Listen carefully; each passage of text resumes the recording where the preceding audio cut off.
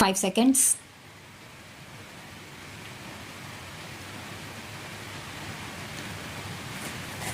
Even assuming that the arbitration process involved highly technical and complex issues, which was time consuming, even then it was open for the arbitrator or for the parties to approach the court for extension of time to conclude the arbitration proceedings, which was not done either by the arbitrator or by any of the parties.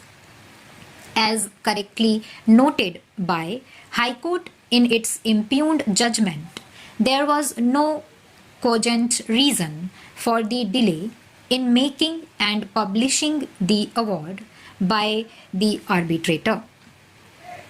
He already had the relevant materials at his disposal and could base his findings on the observations made by the 3 arbitrators who were appointed prior to him.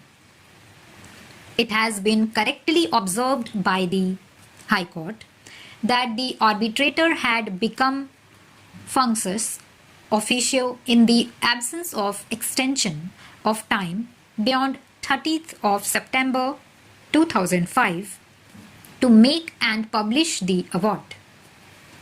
After the said date, the arbitrator had no authority to continue with the arbitration proceedings.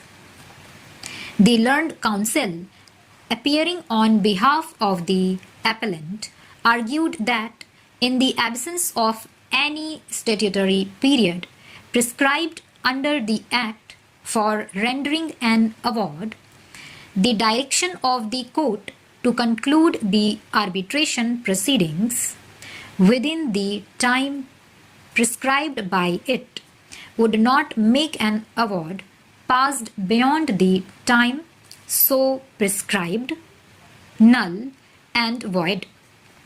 He further argued that the High Court was wrong in not extending the time fixed by it in the order for early conclusion of the arbitration proceedings and terminating the mandate of the arbitrator when neither the Act nor the arbitration agreement prescribed any time for making and publishing the award. So far as this decision is concerned, we may keep it on record that this decision was rendered under the Arbitration Act of 1940 and not under the present Act with which we are only concerned. In view of our reasoning given hereinafter and in view of the facts involved in this case, we do not find any ground to rely on this decision of this court for the purpose of this case. We have carefully gone through para 8 of the decision relied on by the learned counsel for the appellants. We may not forget that we are concerned in this case with the Arbitration Act 1894. Without going into the details of this decision, we may simply say that this decision cannot have any direct application. Stop.